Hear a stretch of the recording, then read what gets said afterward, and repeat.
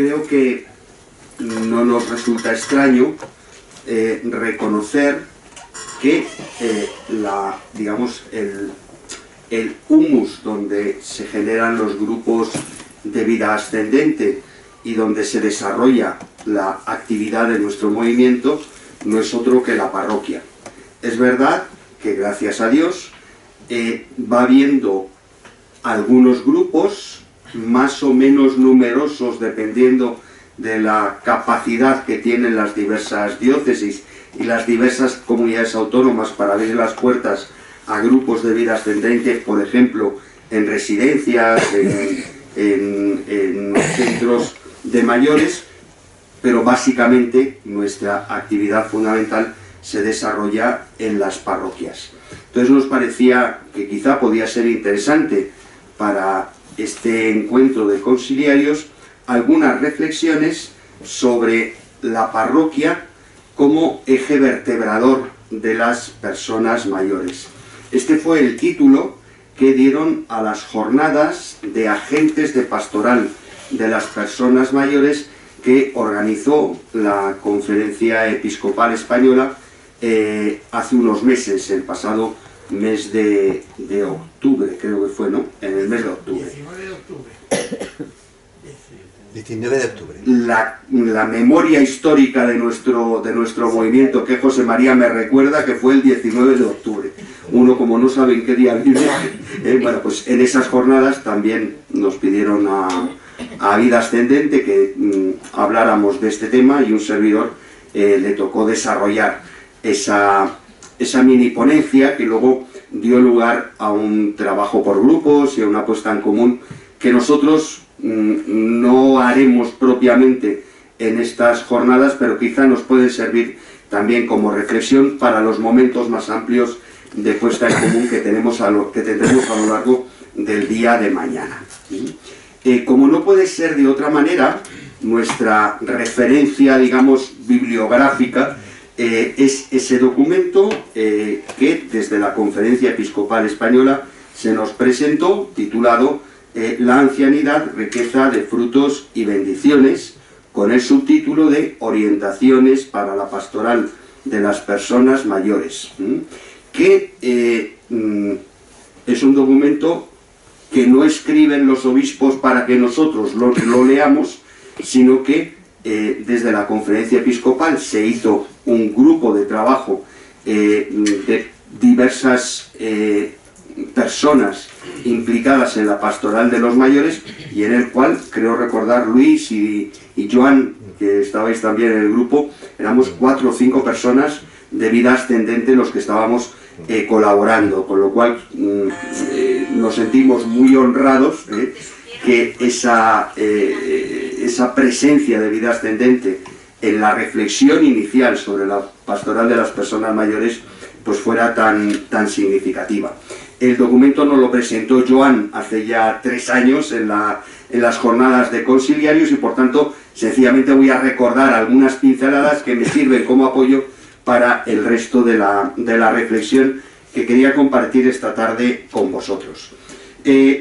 Muchos de nosotros estuvimos también en Roma en el año 2020, semanas antes de que nos metieran en casa a todos, ¿verdad?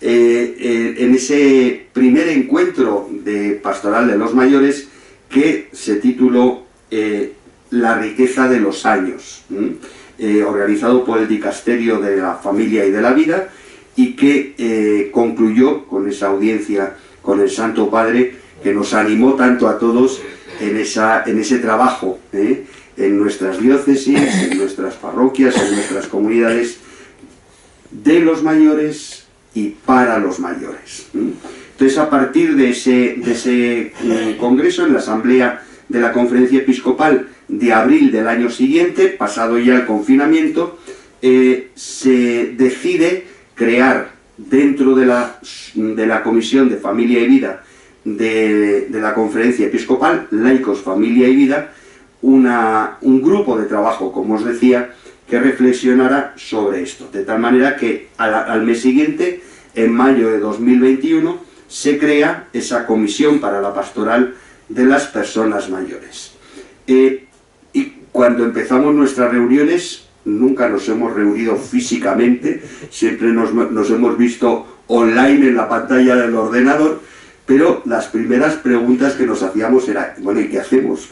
¿Qué podemos aportar? ¿Qué podemos pensar juntos?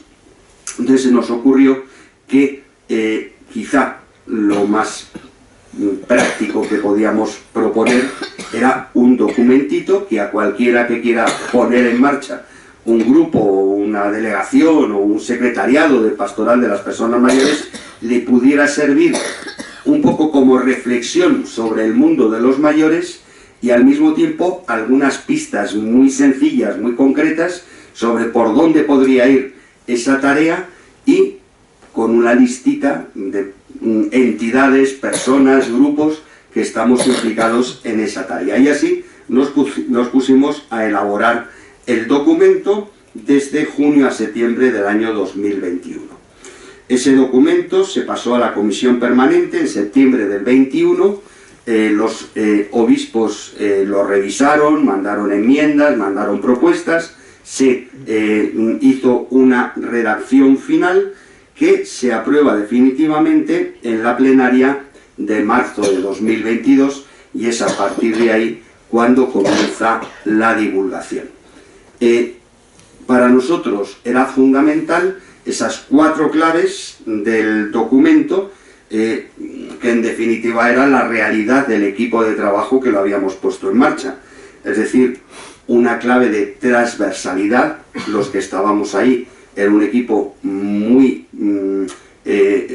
plural, muy multidisciplinar, que está de moda eso de la multidisciplinaridad, gente que estaba en pastoral de la salud, en atención a los mayores desde el mundo de la vida consagrada, en residencias de mayores, en vida ascendente, en distintos ámbitos de la pastoral de los mayores, lo cual nos ofrecía una mirada muy poliédrica, muy desde muchos puntos de vista, de la realidad de la ancianidad.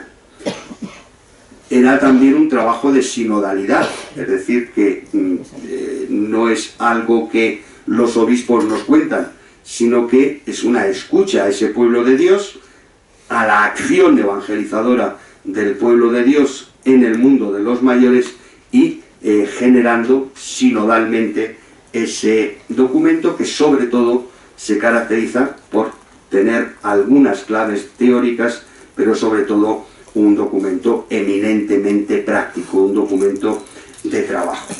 Recordáis, porque todo lo habéis leído, todo lo habéis trabajado, buenas tardes, bienvenido, que el esquema, los grandes capítulos del documento los tenéis ahí, esa introducción a la que haré referencia ahora, la cual sobre todo nos preguntamos qué es eso de ser mayor, qué retos se les presentan a los mayores, qué valores tiene la vejez, la ancianidad en este mundo en el que vivimos, y luego 2 palabras claves, la pastoral para las personas mayores y sobre todo la pastoral de las personas mayores. Los mayores no son solo los destinatarios de la pastoral de la Iglesia, son protagonistas, son actores, son agentes de pastoral, no solo en tareas cotidianas de la vida parroquial, en catequesis, en la acción caritativa, en la acción litúrgica, sino también mayores que trabajan para otros mayores. Y en ese sentido conecto con lo que nos presentaba Jaime antes, de ese acompañamiento en la vejez, en la ancianidad. No hay mejores acompañantes que los que viven la misma realidad que yo. Y luego una reflexión importante sobre quién acompaña a los que acompañan, ahora que me está tocando pues una tarea más cercana y más concreta de cuidar a otros sacerdotes mayores. Mi obispo me lo dice todas las semanas: ¿cómo estás? ¿Te cuidas? ¿Necesitas algo? Necesita ser acompañado quien tiene que acompañar a otro, de la misma manera que el mayor cuidado de la Iglesia tiene que ser al cuidador. porque si no cuidamos a los que cuidan, ¿cómo vamos a cuidar a los que necesitan cuidados? Y por fin, esos dos últimos puntos, eminentemente prácticos, experiencias de la pastoral de las personas mayores, y se cuenta pues quiénes estamos en ese mundillo y qué hacemos cada uno, y como conclusión, algo precioso: a la vejez necesitamos conocerla, reconocerla e inventarla, que fue también alguna de las claves fundamentales de ese encuentro al que hacíamos referencia de la riqueza de los años en Roma. Y desde ahí algunas propuestas concretas que luego recordaremos aplicándolas a la parroquia. De todo esto, de todo ese panorama, me centraré en tres cositas a lo largo de la exposición, pero intentando concretarlas, sobre todo en la clave de la parroquia. En la introducción al documento, los dos primeros puntos son de qué hablamos cuando hablamos de personas mayores. Alguien nos decía, claro, es que los mayores de ahora no son los de antes. Alguien me decía también, claro, es que a uno de 65 o de 70 incluso le cuesta reconocerse mayor. Entonces no es lo mismo ser mayor que ser anciano, que ser más viejo, en la mentalidad de nuestros jóvenes, de nuestras personas, de nuestros destinatarios, aunque si lo vamos al diccionario serían sinónimos. Persona mayor, persona anciana, persona vieja, lo mismo, más o menos despectivo, pero cualquiera que haya llegado a unas ciertas características, que ahora recordaremos cómo las presenta el documento, lo es. Y la segunda parte de esa introducción habla de la realidad del envejecimiento de nuestra población y de esas nuevas realidades de personas mayores en nuestro tiempo. Desde ahí, cuando nos preguntamos qué es ser mayor, lo cierto es que nos costaba un poco nos costaba un poco de esfuerzo dar una definición sobre qué es ser mayor. Entonces, al final, más bien lo que hicimos fue dar como una serie de pinceladas que definen o que resaltan las características de las personas que nos vamos haciendo mayores, de tal manera que podríamos decir que cuando en nuestra existencia van coincidiendo algunas de estas cosas o todas ellas, según va avanzando la vida, decimos, pues mira, soy mayor, aunque no me siento viejo. Desde ahí, pues un hito que marca pues ese momento del reconocerme mayor es que ya no tengo que ir a trabajar. No salgo de casa para ganarme el pan, sino que mi vida laboral, mi vida, podríamos decir, de trabajo remunerado, que no productivo siempre, va llegando a su fin. Y eso, para unos es un drama, para otros es una oportunidad, para todos supone un punto de inflexión. Un momento en el cual, pues digo, bueno, ¿y ahora qué hago con el resto de mi vida? Resto de mi vida que para muchos es tan largo como lo que ha sido mi vida laboral. Ahora creo que para ser pensionista hace falta haber cotizado 38 años y no sé cuántos meses. Pues cuántos jubilados de 60, 65... le sumas 38, oye, y que nos alcanzan, no nos salen rentables estos pensionistas, eso es uno de los grandes problemas que se plantean los economistas. Otra realidad es que vamos perdiendo facultades, nos tienen que operar de cataratas, abrimos el frigorífico y decimos, ¿y yo qué venía a buscar? Es decir, como que hay ciertas facultades que se van perdiendo, lo cual no quiere decir que no vayamos adquiriendo otras nuevas capacidades. Alguien hablaba, me parece que era Facundo, de decir, oye, yo he aprendido de los mayores la facultad o la capacidad de ser paciente. Bueno, hay ciertas cualidades en nuestra persona que, gracias a Dios, con los años, como que se van potenciando somos más tolerantes, somos más pacientes, tenemos más capacidad de comprender a quien se equivoca, porque nosotros hemos tenido muchas experiencias de habernos equivocado en nuestra vida. Es decir, hay cualidades, sobre todo psicofísicas, que se van perdiendo, pero también hay otras capacidades que se van adquiriendo. Otra realidad es que vamos perdiendo compañeros de viaje. Pues mira, de los que fuimos juntos a la mili ya solo quedo yo. Malo, o bueno, el Señor te ha concedido una larga vida.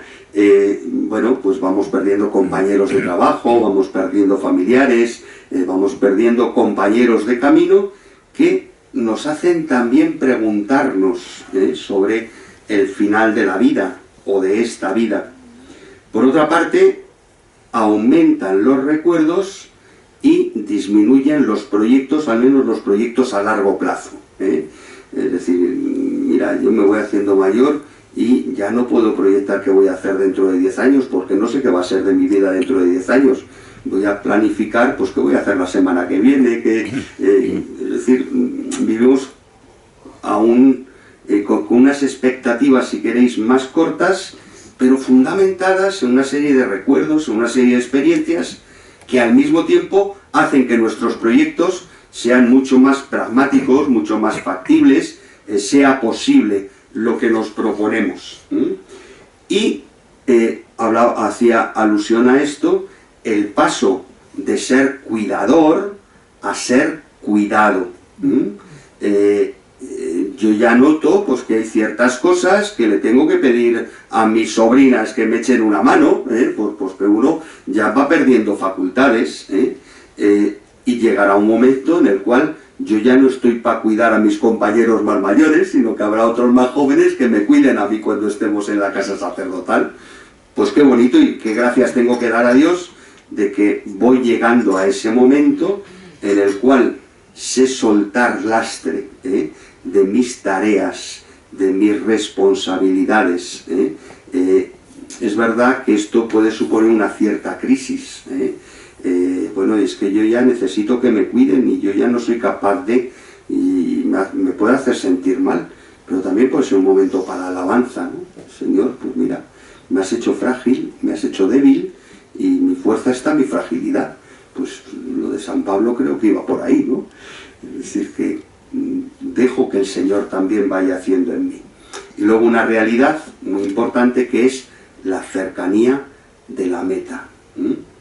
Yo siempre me acuerdo mucho de algo que nos contaba Álvaro en alguna de sus reflexiones, ¿no? Como él era corredor y sigue siendo corredor, decía, mira, cuando estás corriendo la media maratón, resulta que la meta se te hace inalcanzable, estás cansadísimo, empiezan a darte tirones, calambres, parece que te está llegando lo peor, pero al mismo tiempo estás viendo la meta, y esa meta te motiva a caminar, te motiva al esfuerzo. En nuestra vida podemos ver la meta como un fracaso, como un momento de sufrimiento, como un momento de dolor, pero también para nosotros los creyentes la meta es el momento del salto a la eternidad, ¿no? Entonces la cercanía de la meta es algo que al menos a todos nos interpela, para bien o para mal. Por tanto, ¿qué hablamos de cuando nos hacemos mayores?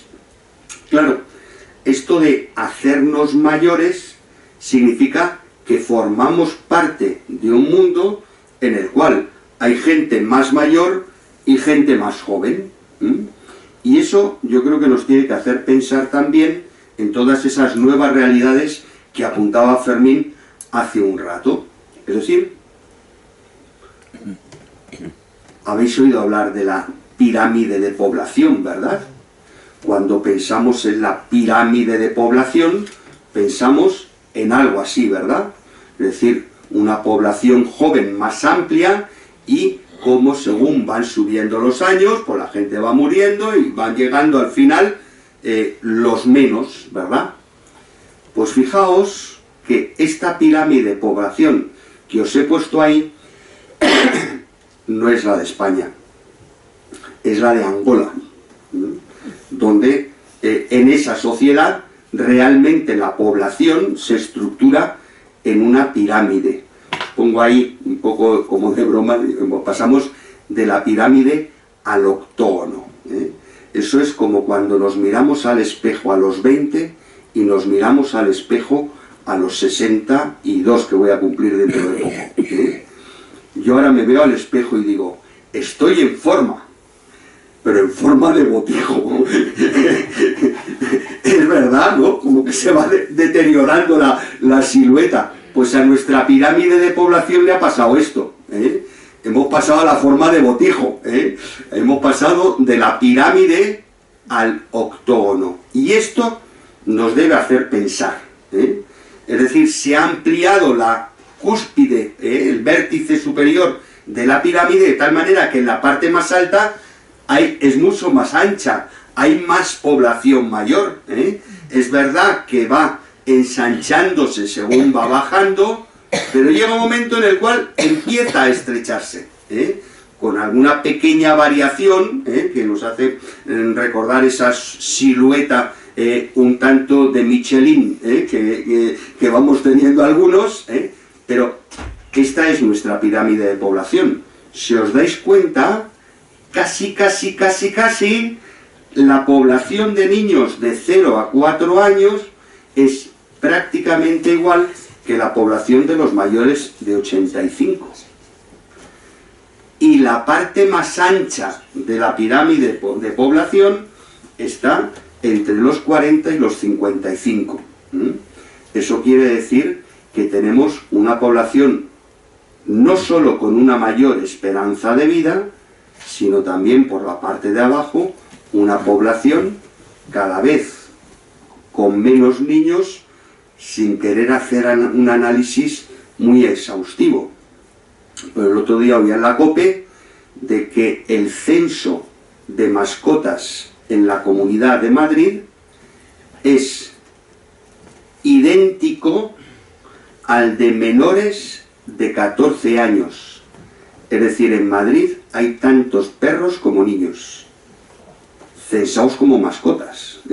No hablo del perro del pastor que tiene una utilidad, hablo de la gente que saca a pasear a su perrito y ya no saca a pasear a su bebé, porque le resulta igual de cómodo o más o menos responsable tener una mascota que tener un bebé.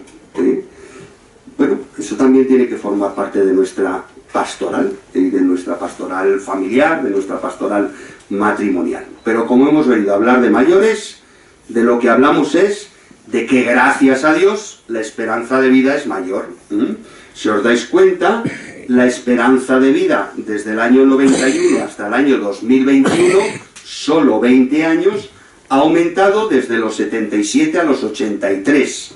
Si os dais cuenta, hay una pequeña crisis entre el 16 y el 21, es la crisis del COVID, que bajó en un mes o dos la esperanza de vida en España. Supongo que ahora ya habrá vuelto a remontar, lo que pasa es que no tenía a mano las estadísticas, pero ahí está esa pequeña, pero si os dais cuenta la tendencia es clarísimamente, es decir, nos morimos 6 años más viejos que hace 20 años.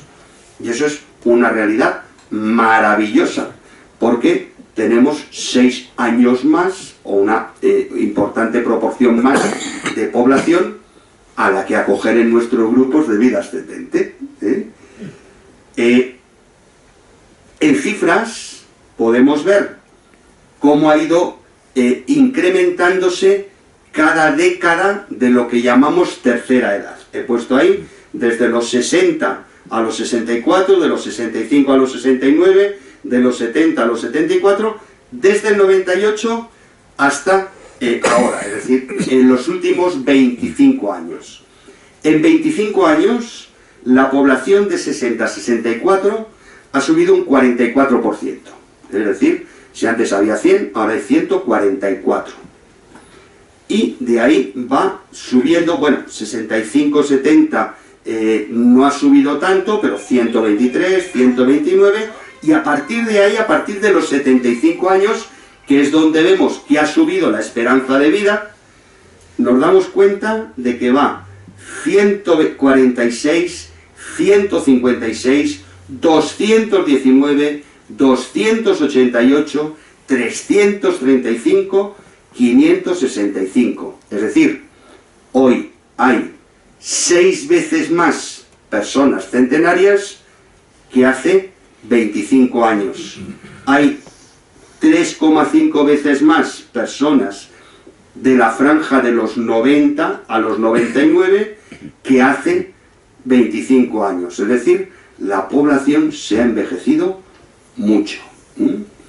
En una reunión de pastoral de mi diócesis decían, bueno, tenemos que buscar, digamos, centros o tenemos que apostar por lugares de evangelización que atiendan directamente a las personas. Oye, pues ¿por qué no hacemos una guardería? ¿Por qué no hacemos un centro de educación? Y dije, vamos a hacer una residencia, porque nos vamos a forrar. Es decir, hay 5, casi 6 veces más personas centenarias que hace 25 años. Bueno, pues ahí hay una realidad de población que para nosotros es un reto y una oportunidad. Vemos ahí cómo han ido subiendo cada una de esas franjas. Lo más importante, y en eso Joan, me da mucha vergüenza hablar delante de él, porque él sabe 2000 veces más que yo de esto, pero me atrevo a decir algunas pinceladas, ¿no? O sea, la idea es, no son las mismas necesidades las de una persona mayor entre los 65 y los 75 que una persona mayor entre los 75 y los 85 o entre los 90 y los 100. Realmente sus necesidades y por tanto nuestras oportunidades pastorales con esas personas son distintas. 2 pinceladas con pincel muy gordo sobre algunas realidades de esas distintas franjas de edad, sabiendo que cada persona es única y varía mucho de ti para mí. Es decir, que aunque tengamos la misma edad, pues tenemos distintas necesidades, pero bueno, muy a grosso modo me atrevo a decir que las personas de más de 90 años, por su edad, tienen dificultades para salir de casa. Yo veo a mis padres que tienen ahora 91 y 93, pues como les cuesta salir de casa, pues tienden a aislarse socialmente, no salen a visitar a los amigos ni a tomarse una cerveza con ellos, lo hacían antes, ahora no. Tienen más problemas de salud y por tanto necesitan una asistencia más cercana y más a domicilio. Vivo en una ciudad de 200.000 habitantes y este sábado no había ni un solo médico que visitara a domicilio a un enfermo. Después del COVID esto se ha dado la vuelta. Yo no sé en otras comunidades, pero en la nuestra es tremendo. O sea, al final tuvo que venir el SAMUR, venir una ambulancia de estas medicalizadas, porque no había otra manera de que viniera un médico a ver a un enfermo a casa. Y a partir de los 90 aumenta mucho más la dependencia. Si nos vamos a la década anterior, entre los 80 y los 90, pues vemos en las noticias que son los que se quejan de que no se saben manejar con un cajero automático, les dicen que para hacer una transferencia tienen que tener una aplicación en el móvil y no saben utilizar el móvil, lo que llamamos la brecha digital. Es verdad que hay personas como José María que con sus 90 y más se manejan estupendamente con el ordenador, pero hay muchas personas de 80 y más que no tienen ni datos en el móvil, que como muchos saben llamar con el móvil. Y eso es lo que a nosotros nos debe preocupar, en el fondo, ayudar a alguien a que haga una transferencia al móvil, lo podemos hacer fácilmente, pero acompañar en la frustración que genera eso, quizá es más complicado. Y creo que nosotros, como agentes de pastoral del mayor, cada uno desde nuestro rincón de la Iglesia, pues también estamos llamados a plantearnos cómo acompañar en esa frustración que genera el no sentirse útiles. Nos encontramos con residencias que para la familia es el aparcamiento donde llevo al abuelo. Es muy curioso que lo vemos en la generación de más abajo. ¿Para qué sirven los abuelos? Para que los hijos puedan conciliar la vida laboral. Y entonces nos encontramos en la puerta del cole un montón de abuelos y abuelas de en torno a los 70, 75, hasta 80, que van a recoger a los nietos, se los llevan a casa, les dan la merienda. Resulta que cuando tienen que hacer los deberes, espérate que venga tu padre porque yo de esto ya no sé. Genera cierta frustración, que me tengo que ocupar de los niños, pero no tengo herramientas para poderles ayudar. Y cuando ya resulta que los niños ya no van al cole sino al instituto, y que cogen el autobús y que no sé qué, y ya tienen su móvil, ¿qué hacemos con los abuelos? Ya no nos sirven para ir a por los niños, y ahora son un problema. Y como son un problema, me los llevo a la residencia. Esa sociedad utilitarista, no quiero juzgar porque probablemente el drama de cada familia es el de cada familia, pero sí que es una realidad que cuando vas a una residencia la oyes. Jo, he estado cuidando de mis nietos hasta hace 2 años y ahora que me he roto una pierna y ya no puedo cuidar de mis nietos, pues ya no vienen ni siquiera a verme. Eso es una realidad, y que nos tiene que interpelar y que tenemos que acompañar también desde vida ascendente. Por tanto, 70-80, abuelos, recurso para la conciliación y esa frustración ante la brecha generacional. Cuido de mis nietos, pero no entiendo las tecnologías con las que trabajan mis nietos, ya no entiendo la tableta que está sustituyendo a los libros de texto.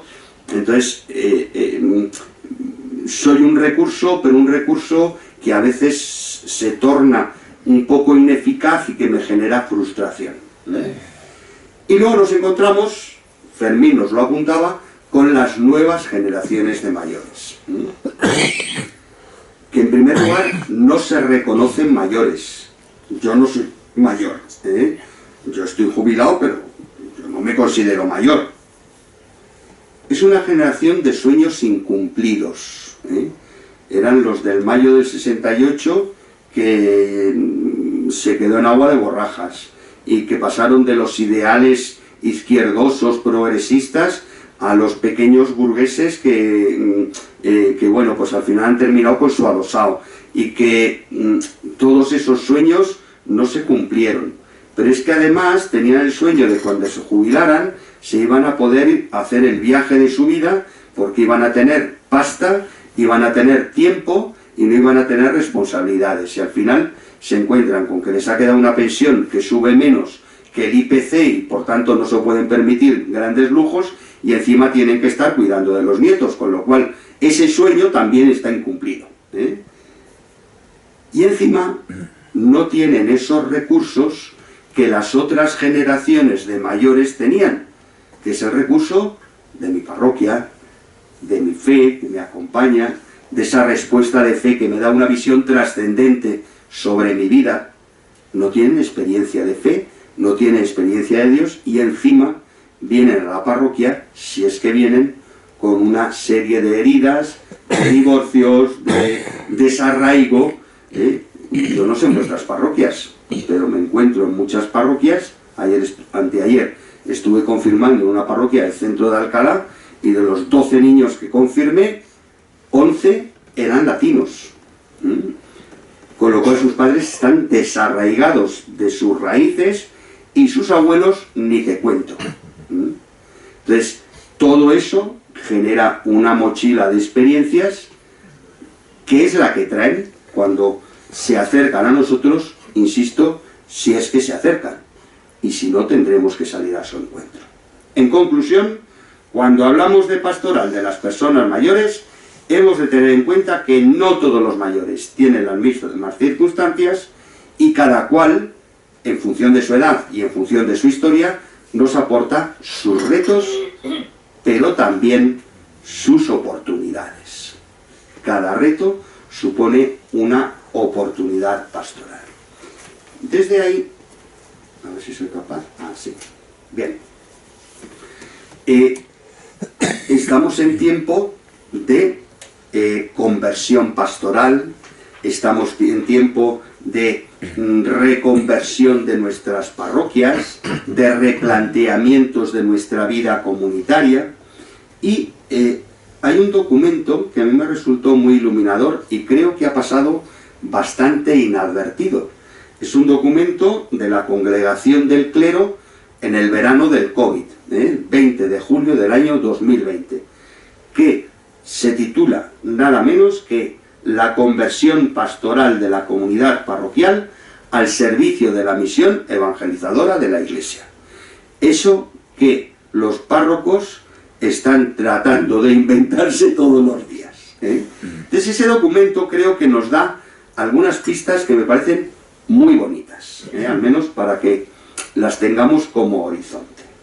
En el número 7 habla de que la parroquia es la respuesta, y sigue siendo hoy la respuesta a la exigencia de acercar el Evangelio al pueblo a través del anuncio de la fe y de la celebración de los sacramentos.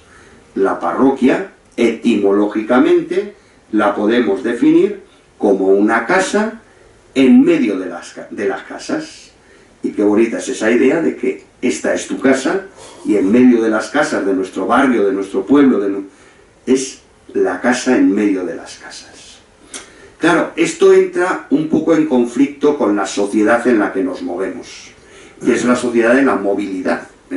Yo estudio en Alcalá, trabajo en Getafe y vivo en Vallecas. Es algo que dice mucho vuestro obispo don Ginés, el obispo de Getafe. Digo, es que tenemos una provincia eclesiástica muy móvil, de tal manera que muchos de los fieles de las 3 diócesis se están moviendo permanentemente. Pues fijaos a nivel parroquial, digamos que el esquema territorial muchas veces es puesto en crisis, y también es puesto en crisis precisamente por eso que llamamos los movimientos eclesiales, es decir, los movimientos que superan el esquema, superan territorialmente el esquema parroquial, es decir, movimientos diocesanos, nacionales, internacionales, que de alguna manera nos hacen plantear si la parroquia sigue siendo, la parroquia en el esquema territorial, sigue siendo la propuesta válida. O habría que reinventar también la pertenencia parroquial para generar otro tipo de relaciones. Y el documento sale al paso de esa pregunta, poniendo en valor lo hermoso de lo territorial. Al final tengo que ir a algún sitio a bautizar a mis hijos, a recibir la catequesis, a celebrar con otros. Y por tanto, ante esa realidad móvil frente a lo territorial, al final necesitamos echar raíces. Entonces, en el número 11 plantea redescubrir la vocación de cada bautizado, que no es otra cosa que ser discípulo misionero, algo que se está trabajando mucho en los congresos de laicos desde entonces. Me encanta que este mes de febrero el congreso de laicos convocado por la conferencia episcopal está en esa clave de llamada, en esa clave de vocación, frente a una, o junto a una pastoral fundamentada en los valores que nos hace descubrir la vida como una opción. Yo opto por estos valores, que son los valores del Evangelio, frente a otros valores, que son los valores que nos propone el mundo. Lo que el documento previo al Congreso nos plantea es, bueno, eso hay que ponerlo un poco en crisis, porque al final no soy yo el que opta por Cristo o no, sino que Dios ha optado por mí y me ha llamado a la plenitud. Y por tanto, mi vida ha de ser descubierta como una llamada de Dios a la plenitud y una respuesta humilde y generosa a esa llamada. Entonces me encanta que el Congreso se plantee en clave vocacional, porque eso nos ayuda como a replantear algunos acentos que quizá hemos puesto, tildado demasiado en nuestra pastoral. Pero bueno, en el número 12, otra imagen preciosa, la Iglesia como faro, que acoge, alienta y acompaña. Creo que muchas veces me habéis oído hablar en otros foros de las 3 AES de la pastoral: acoger, alentar y acompañar.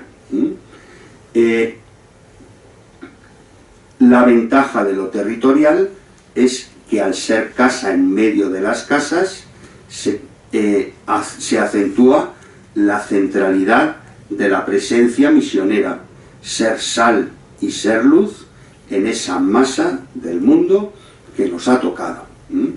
Me acuerdo en una conversación con un obispo que ya es emérito, y esa también mucho, Álvaro citaba mucho esa conversación.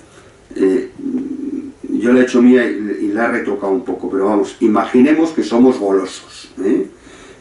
Yo ya he aprendido a no serlo por eso de la diabetes, pero nos pueden traer 2 bandejas, una bandeja con una tarta y otra bandeja de pasteles. Los párrocos que llevamos la parroquia en nuestro ADN sacerdotal, vemos la Iglesia como una tarta. En una tarta, pues a lo mejor hay una guinda que me gusta más o menos, o hay un trozo de no sé qué, pero cuando me dan mi porción de tarta, en esa porción hay pobres y ricos, ancianos y niños, familias y familias desestructuradas. Y esa es la porción a la que tengo que pastorear, a la que tengo que servir, a la que tengo que acoger, alentar y acompañar. Esa es la porción. El problema de muchas realidades eclesiales no parroquiales es que ven la Iglesia como una bandeja de pasteles, en la cual dice: mira, yo como soy de este carisma, me gusta el pastel que tiene una guinda, o me gusta el pastel que tiene que está relleno de chocolate, y los demás los dejo en la bandeja. Cojo a los míos, me los llevo aparte y retroalimento mi máquina. Gracias a Dios, Vida Ascendente, por ser un movimiento implantado en las parroquias, digamos que acoge al mayor de la parroquia como tarta, y me da lo mismo que en esta parroquia tengan estudios o no tengan estudios, sepan leer el guión o no lo sepan leer, se lo tengan que explicar más o menos. Hay diócesis que nos piden solo guiones para los animadores. Dicen: es que la gente no los entiende, y el animador tiene que hacer un esfuerzo de traducción de lo que dice el guión al lenguaje sencillo de la gente. Y mira qué sencillo el guión, ¿verdad?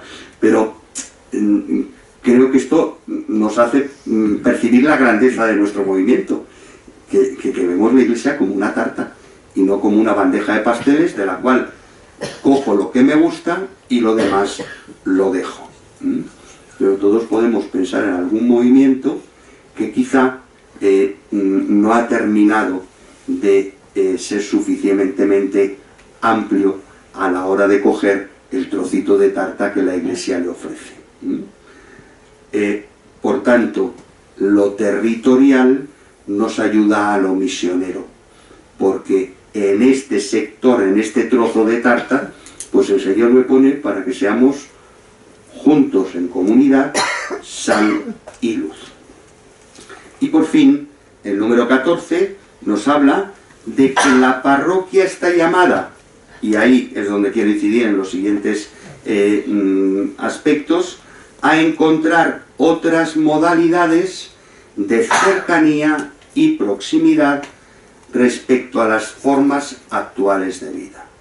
Es decir, quizá tengamos que ser muy flexibles con ese que el niño estudia aquí, pero resulta que el papá trabaja no sé dónde la mamá trabaja no sé dónde, bueno, pues mira, si pasan por la parroquia y les tengo que acoger, aunque territorialmente no me toque, abre las puertas, porque es verdad que lo territorial marca o configura la parroquia, pero tendremos que buscar maneras flexibles para esa acogida, ese aliento del que se acerca y ese acompañamiento en la fe y en el crecimiento de las personas.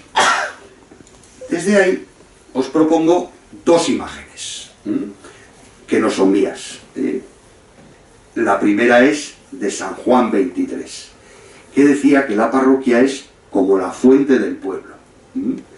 Si nosotros, cuando no había agua corriente, estamos hablando de la Italia de los 50, ¿verdad?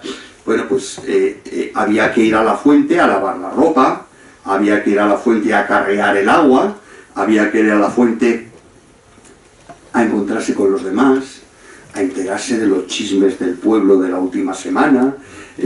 Es decir, la fuente se convierte en un lugar de encuentro, de compartir, también de refrescarnos, también de lavar y por tanto purificarnos. Y esa imagen de la parroquia como fuente creo que nos ayuda a todos a superar otras imágenes. Yo utilizaba mucho esta imagen cuando era párroco. Y le decía a mis fieles, yo tenía la parroquia al lado del Carrefour. Entonces le decía, mirad, hay gente que viene a la parroquia como va al Carrefour. Es decir, coge el carrito, porque no quiere relacionarse con nadie, no va a la tienda, a la frutería que tiene que pedir las cosas, no, va metiendo los blister y los en el carrito, pues un cuarto de kilo de bautismos, medio kilo de catequesis, 2 muslitos de agua bendita, y pasa por caja. Y si le dicen quiere bolsa, contesta suavemente, y si puedes, se escapa sin pagar. Ante eso, y muchas veces nos hemos sentido así cuando hemos sido párrocos, y la mayor parte de vosotros lo sois, ¿verdad? Es decir, yo no soy un dispensador, no soy la cajera del Carrefour, pero muchas veces nos hacen sentir así. ¿Qué imagen, qué propuesta de parroquia? Pues creo que esto de la fuente me parece una imagen muy adecuada. A nivel espiritual, en cuanto a lo que refresca y en cuanto a lo que purifica, pero también culturalmente, pues como ese lugar de encuentro, de compartir las cosas que nos pasan. Porque no había periódico, nos enterábamos de las cosas en la fuente, donde compartíamos la vida.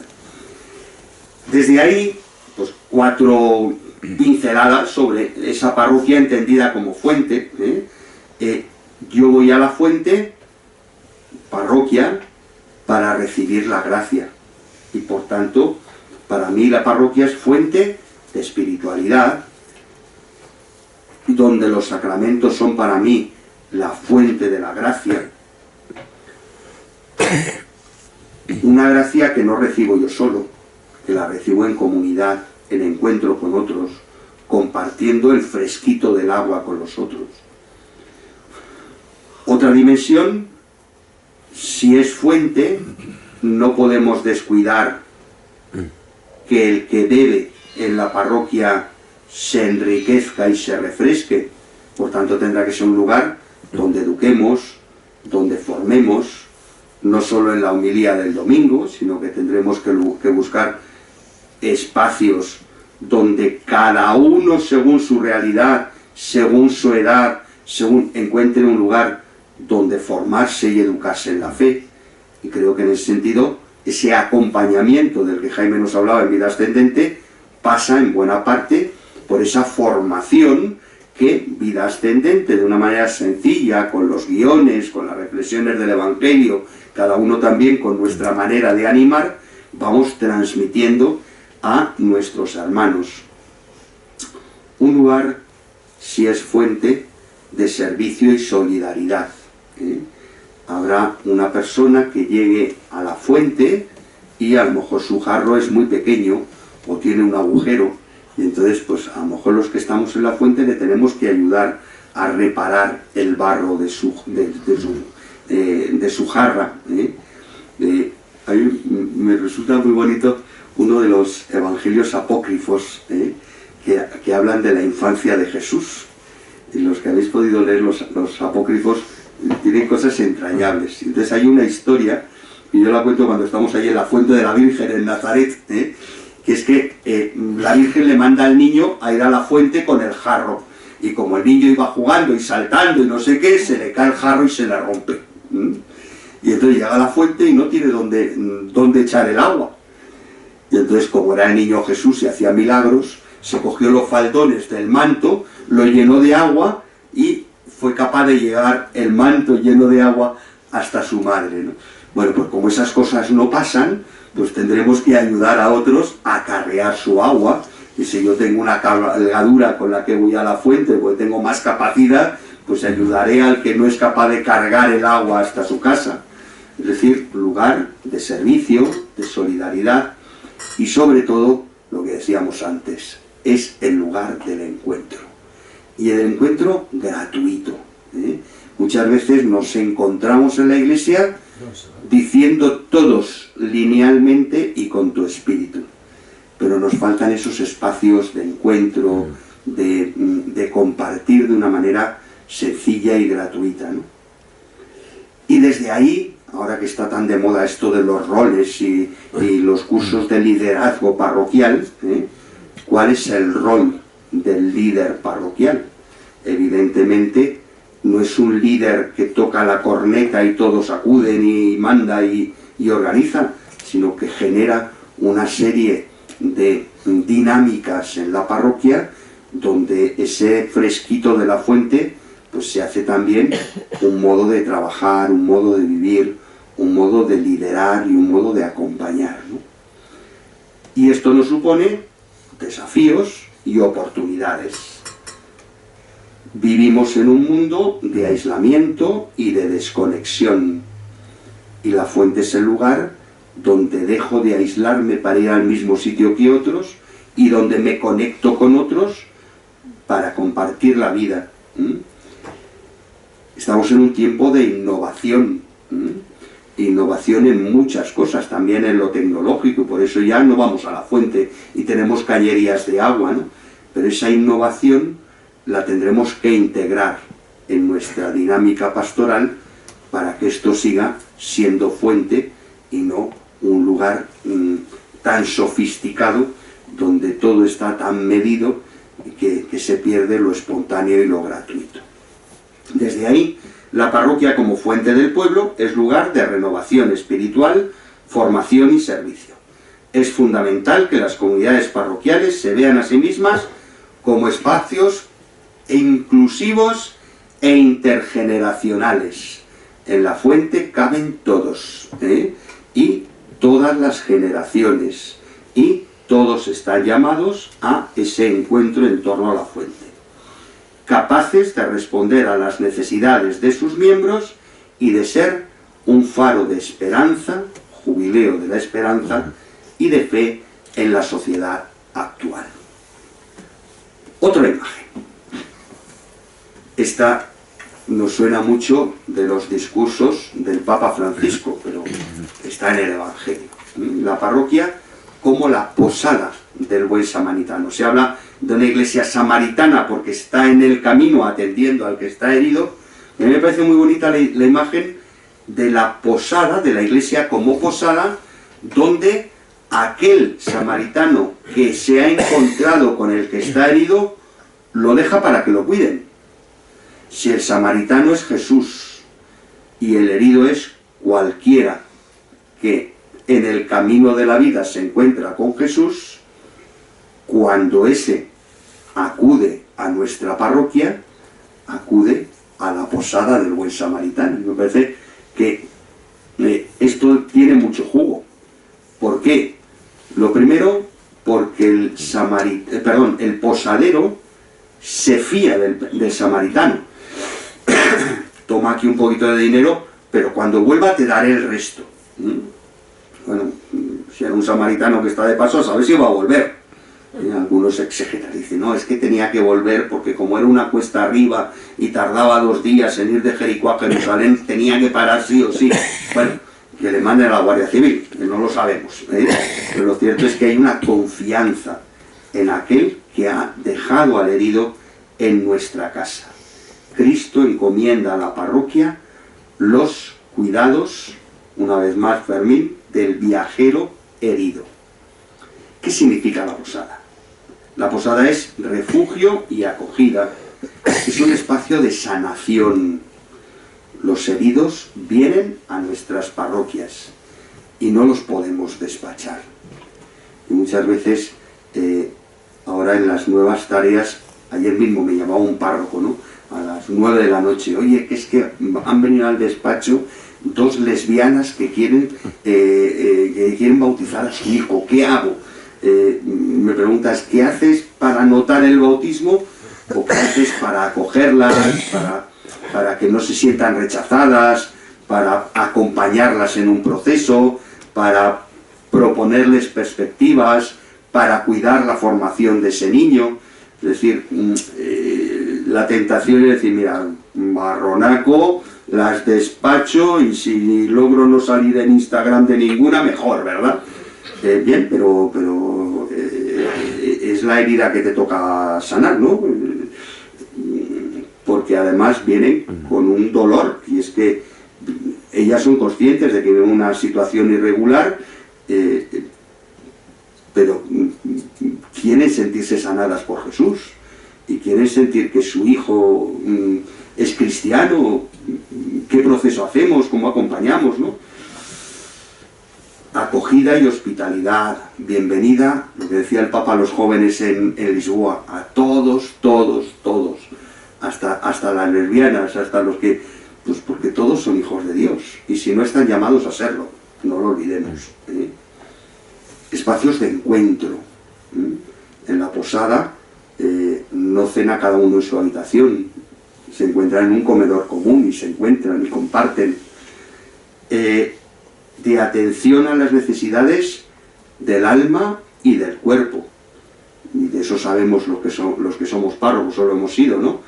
Acompañamos pastoralmente, dirigimos espiritualmente y además atendemos a los pobres, es decir, no estoy inventando la pólvora, es decir, lo que nosotros tenemos en nuestras parroquias encaja en estas propuestas, ¿no? Un lugar de formación en la misericordia.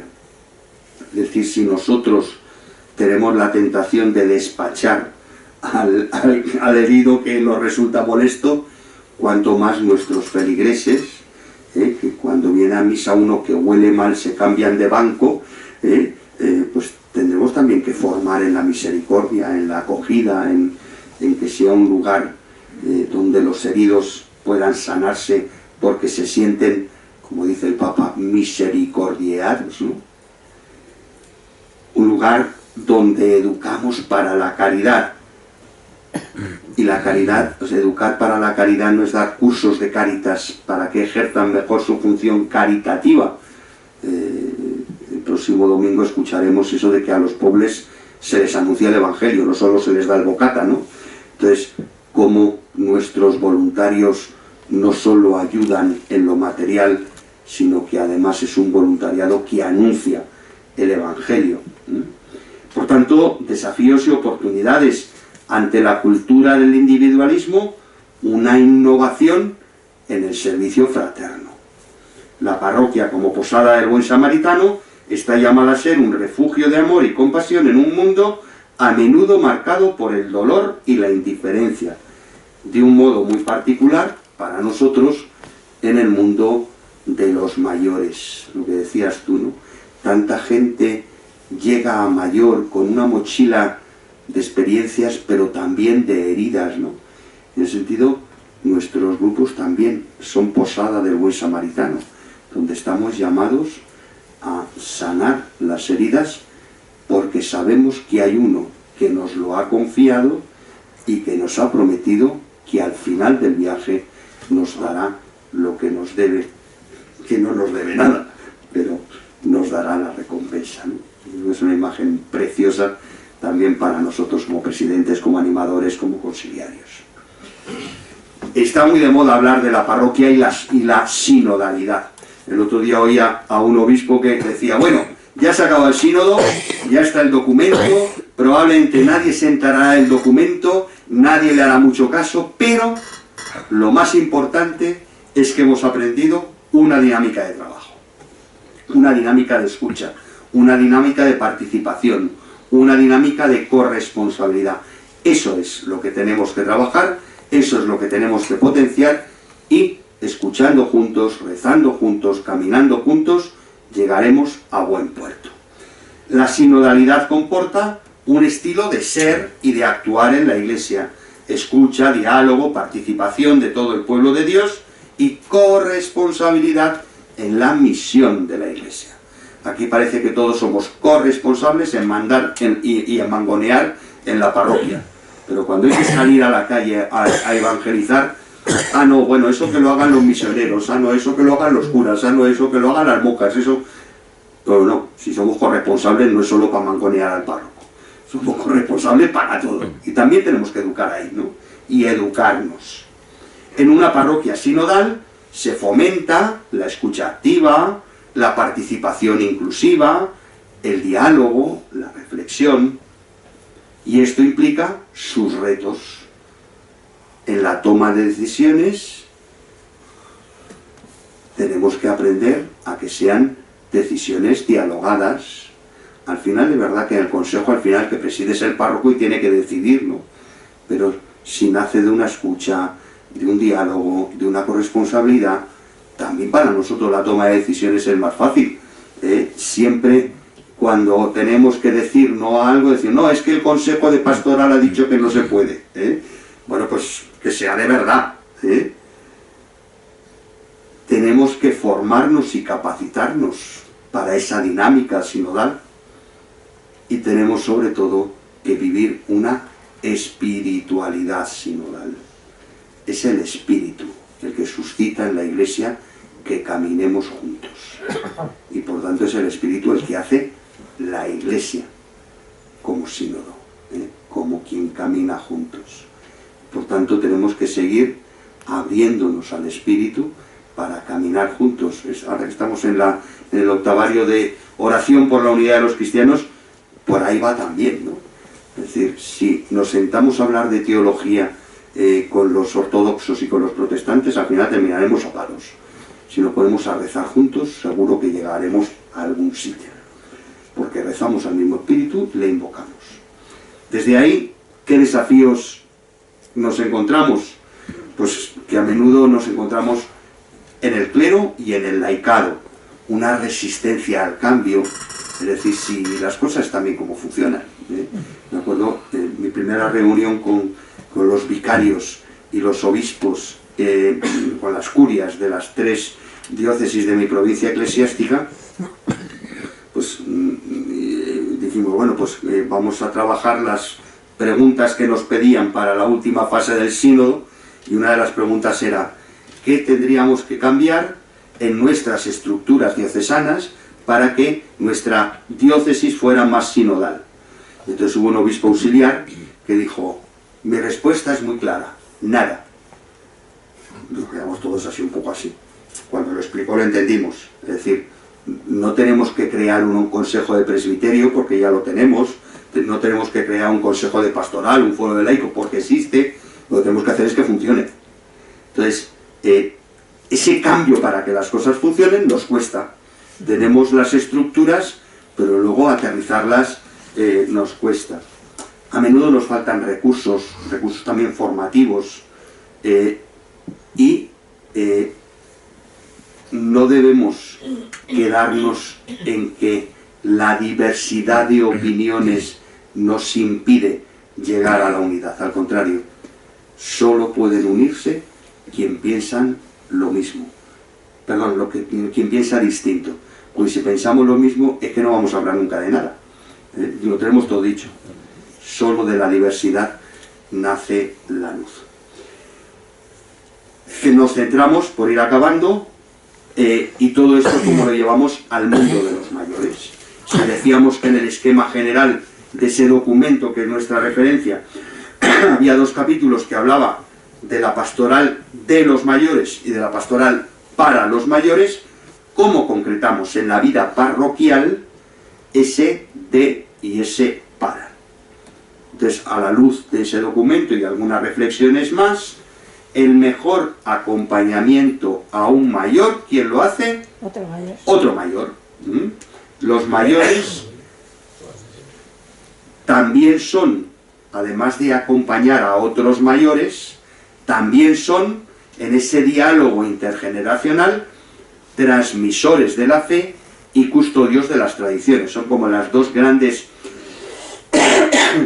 las dos grandes claves que nos ofrece el Papa en sus catequesis sobre la vejez.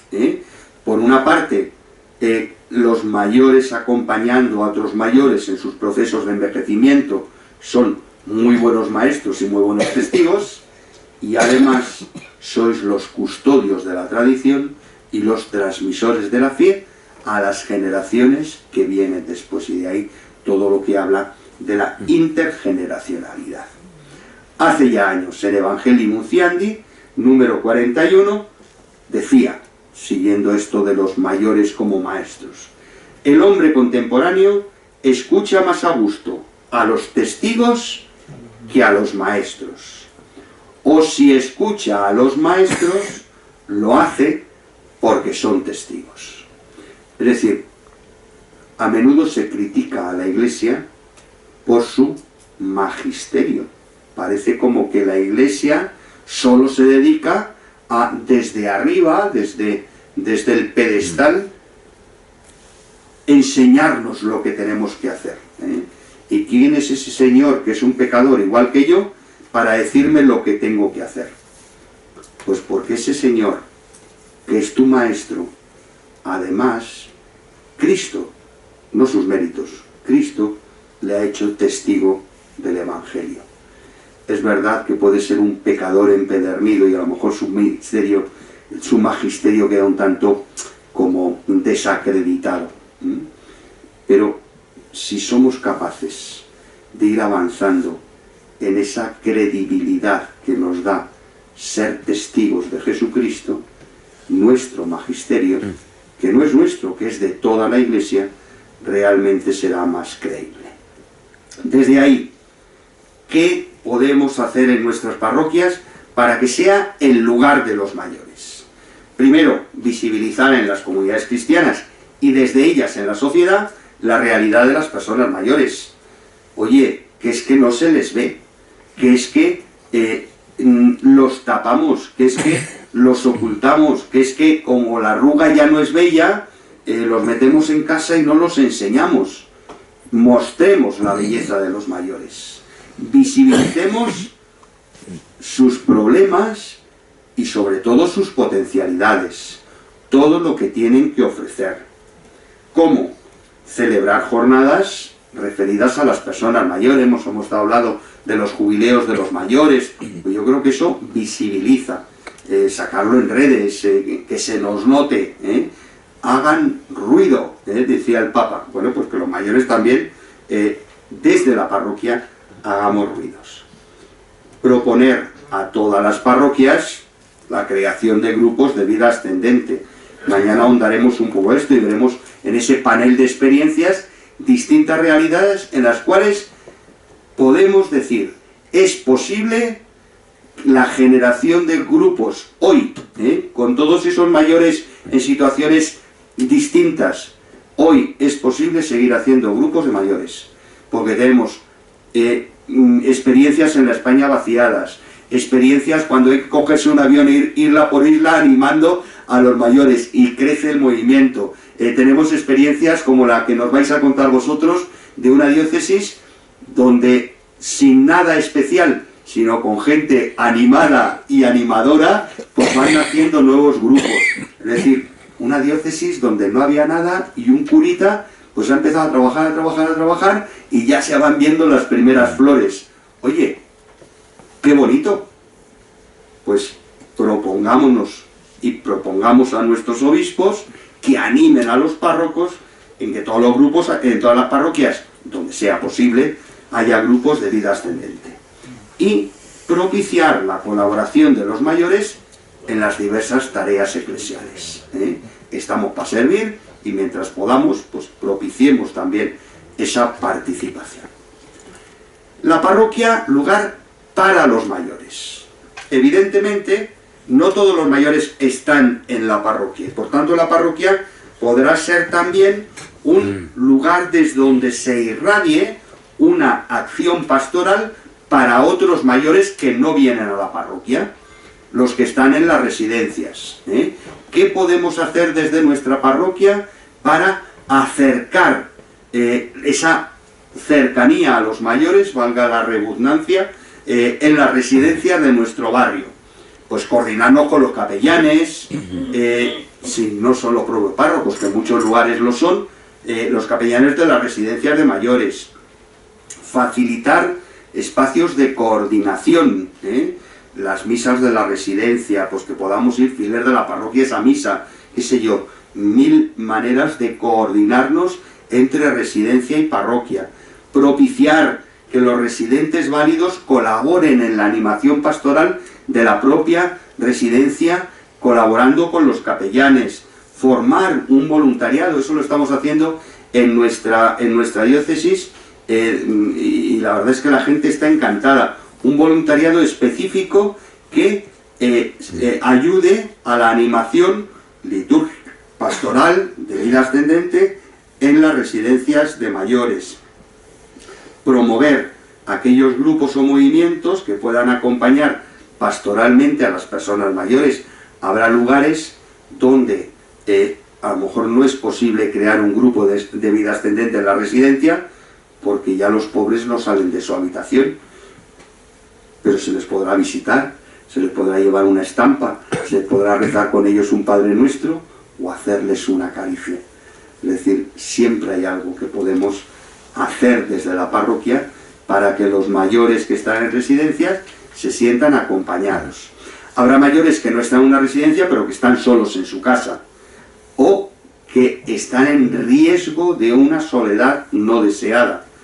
Pues primero tendremos que enterarnos dónde están, qué necesidades tienen, y por tanto habrá que generar grupos pues de conocimiento, de formación, de acompañamiento a esas personas que se sienten solas y que a lo mejor muchas veces no son solo mayores.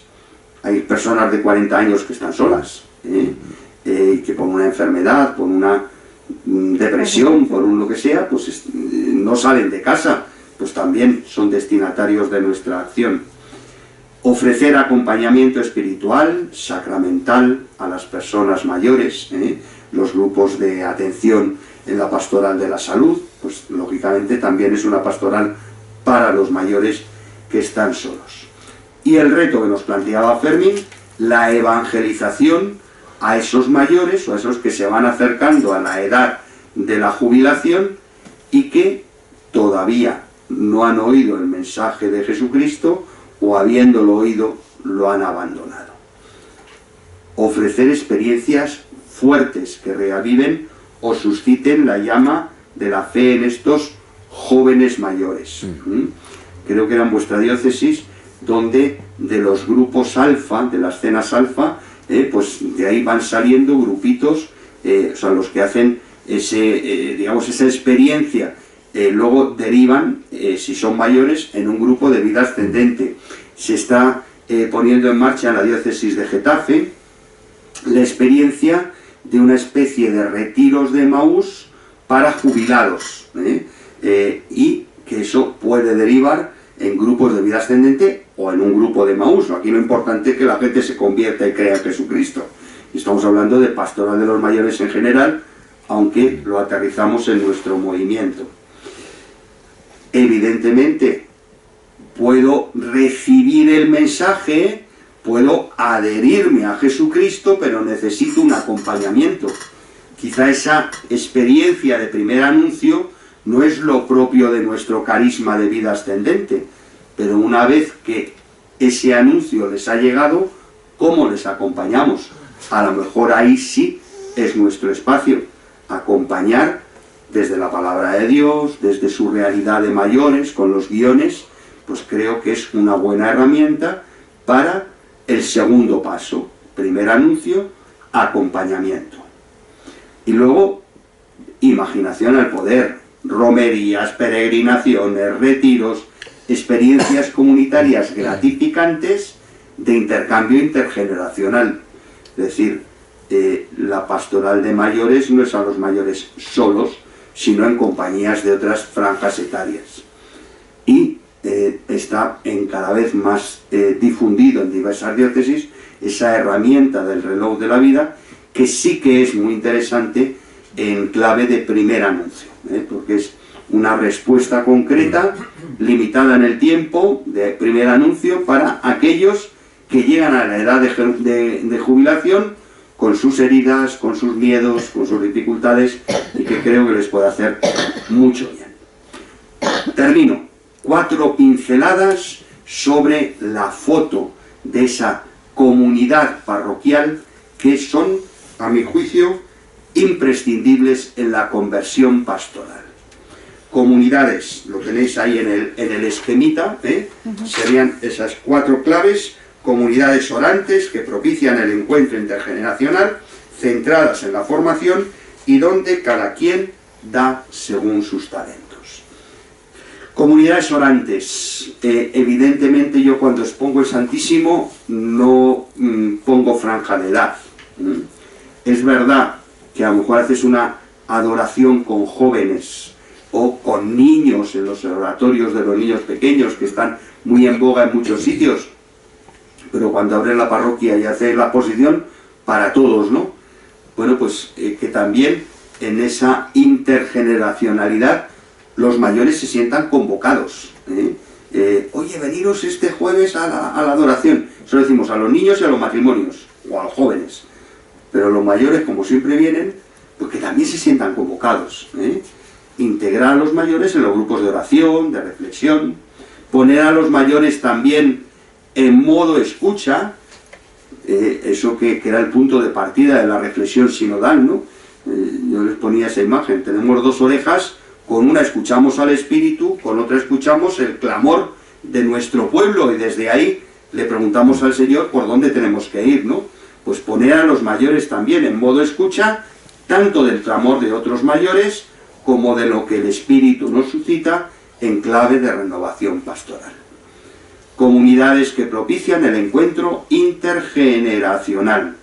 Fomentar el encuentro entre jóvenes y mayores, aprovechando la vida celebrativa de la comunidad, lo que decíamos antes, ¿no? Es decir, la vigilia pascual es para todos. Pues integremos y tengamos presentes a los mayores, también a los jóvenes, también a los niños, también a las familias.